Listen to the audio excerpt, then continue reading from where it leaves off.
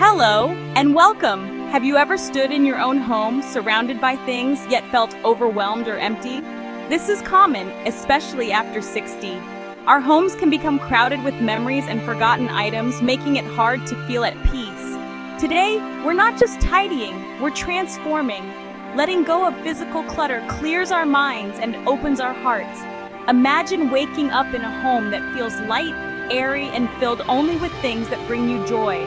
This isn't a distant dream, you can start right now. Are you ready? Let's begin. Our journey to a calmer, more organized home begins right at your entryway, the very first and last place you see each day. This space sets the tone for your entire living environment, greeting you when you come home and sending you off as you leave.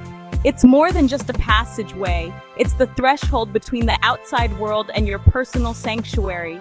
When your entryway is cluttered, it can feel like you're walking straight into chaos. Piles of shoes, scattered mail, and bags tossed aside can make even the most welcoming home feel overwhelming. This mess doesn't just affect your mood. It can follow you throughout your day, making it harder to relax and unwind. That's why our first habit is the 5-minute entryway sweep, a simple, powerful ritual that can change how you feel about your home. Start by setting a timer for just 5 minutes. This isn't about perfection or deep cleaning. It's about creating a quick, focused burst of tidying. 5 minutes is short enough to fit into any schedule, but long enough to make a real impact. In those 5 minutes, focus on clearing the surfaces and the floor. Gather up shoes and line them neatly on a rack or mat. Pick up any bags or coats and return them to their designated spots. If you have a basket or bin, use it to collect items that belong elsewhere so you can put them away later. Next, tackle the mail.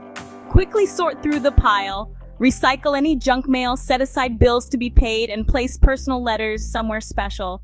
This small act can prevent paperwork from piling up and becoming overwhelming. Hang up coats, put away bags, and place your keys in a consistent spot. These small routines save you time and stress later, making it easier to find what you need when you're heading out the door. Remember, this isn't the time to deep clean or reorganize closets. The goal is simply to create a clear, open space that feels inviting and peaceful. Even a small improvement can make a big difference in how you experience your home. As you tidy, take a moment to thank each item for its service. This simple gesture can help you feel more connected to your belongings and more mindful about what you choose to keep in your space. When the timer rings, stop, no matter what. Step back and take a look at what you've accomplished. Notice how even a few minutes of focused effort can transform the space. Breathe in the difference, a more welcoming, peaceful entryway that greets you with calm instead of chaos. This small change can lift your spirits and set a positive tone for the rest of your day. Celebrate this small victory. Each time you complete the 5-minute sweep, you're building momentum and reinforcing a habit that will make your home feel more manageable and joyful. Practice daily. This simple routine can transform not just your entryway, but your entire relationship with your home. Over time, you'll notice the space stays tidier, and you'll feel more in control and at ease. Remember, it's not about achieving perfection, it's about consistent, gentle effort, showing up for yourself and your space day after day. Even if you only have a few minutes, those minutes matter. By starting at the front door, you're setting an intention for your whole home. Peace begins here and it radiates outward, touching every room and every moment you spend inside. So why not give it a try? Whether it's tonight, tomorrow morning, or right now, take 5 minutes to create a pocket of calm at your entryway. You might be surprised at how much lighter and happier you feel. This is your first step to reclaiming your space and rediscovering the joy of coming home. With just 5 minutes a day, you're not just tidying up, you're creating a sanctuary, one gentle sweep at a time. Now let's move deeper into the items that hold memories. These are the things tucked away in drawers, boxes, and shelves, quietly gathering dust, yet holding a powerful grip on our hearts. They remind us of people we've loved, places we've been, and moments that shaped us. It's natural to feel a wave of nostalgia as you open that old photo album or find a forgotten keepsake at the back of a closet. We often keep things not for their use, but for the stories attached. A faded letter, a chipped mug, a concert ticket. Each one is a doorway to a memory, a chapter of your life. But sometimes these objects pile up, and instead of bringing joy, they start to weigh us down, making our living spaces feel crowded and overwhelming. But memories live in you, not in objects.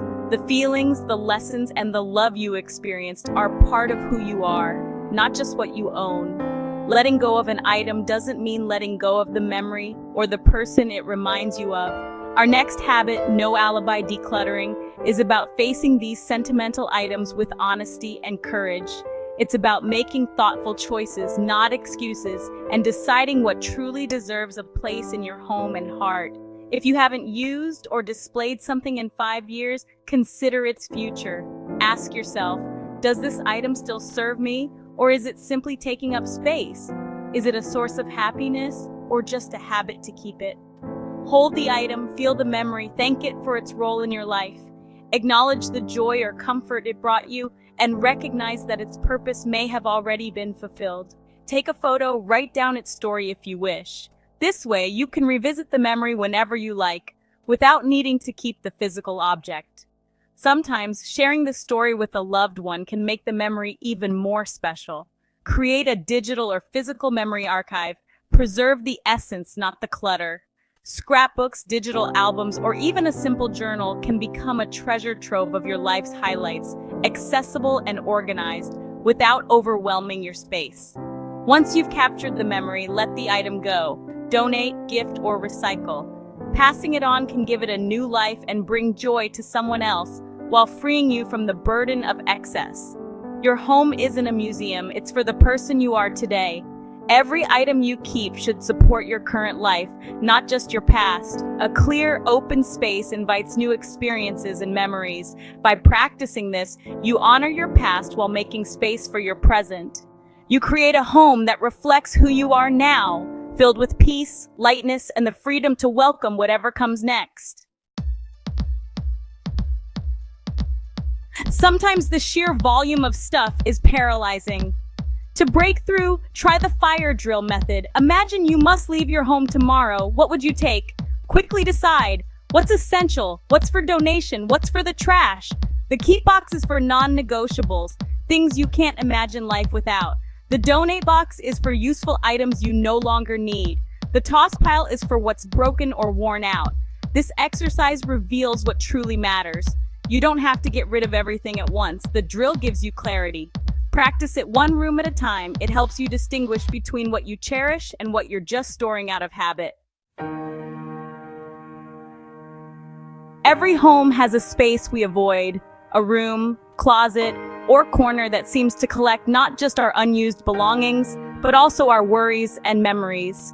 These spaces are easy to ignore, quietly accumulating the things we don't want to face. Maybe it's a spare room filled with boxes, a closet overflowing with clothes from another era, or a basement stacked with forgotten projects and keepsakes.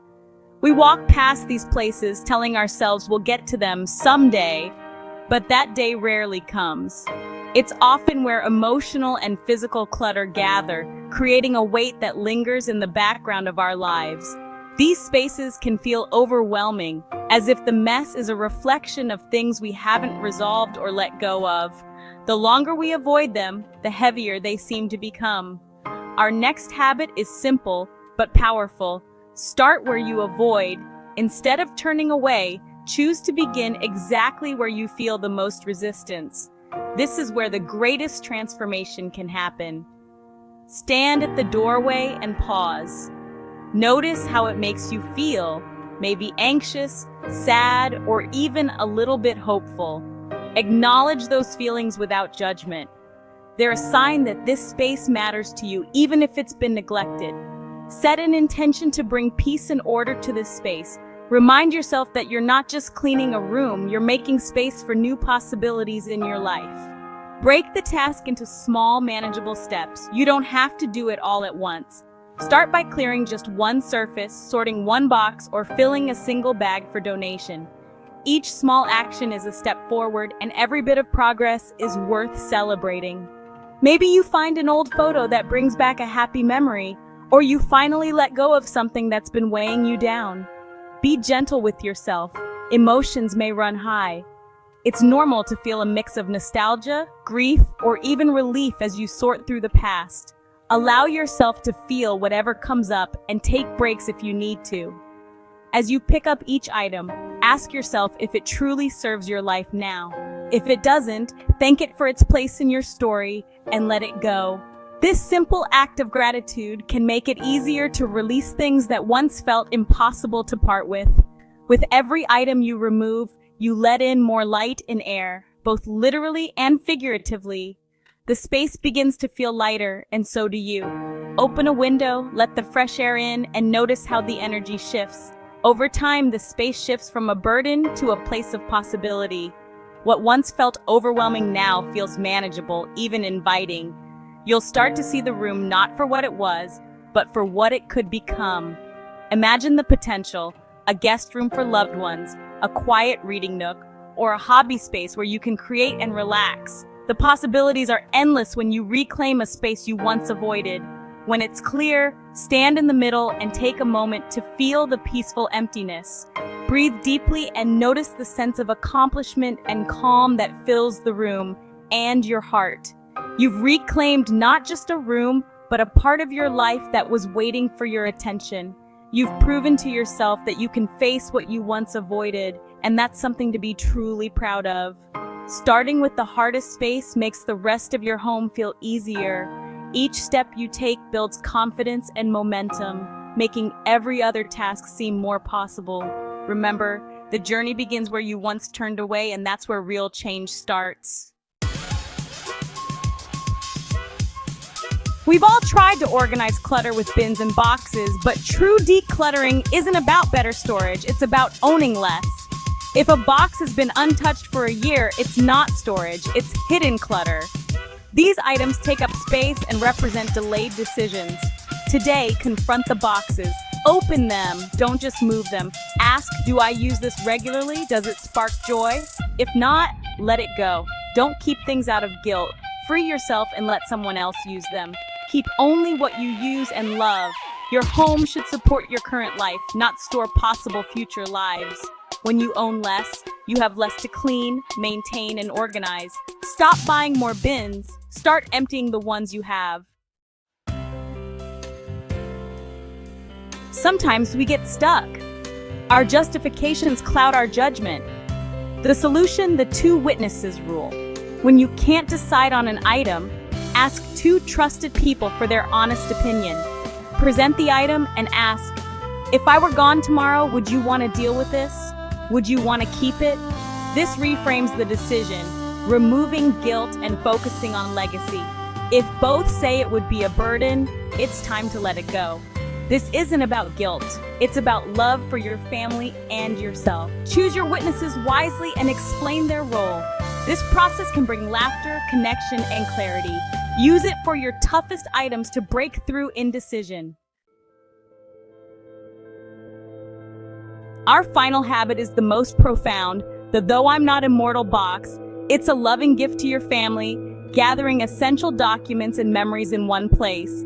Include your will, birth certificate, bank info, insurance, and passwords. Add a heartfelt letter to your loved ones. Share memories, love, and wishes. Include a small album of favorite photos, not every photo you own. Add a contact list for important people. Label the box clearly and tell a trusted person where it is. Preparing this box brings peace to you and your family. It's the ultimate act of tidying, creating a legacy of clarity and love. We've walked through 7 habits for a lighter, more joyful life. This isn't about a perfect home, but a home that supports who you are now. Be gentle with yourself. Progress is what matters. Each item you release makes room for peace and new joys. If this helped you, like and share the video. Subscribe for more ways to live lighter and freer after 60. Your home, your peace, your future. It all starts now. Thank you for joining me. May your home and heart be filled with joy. See you next time.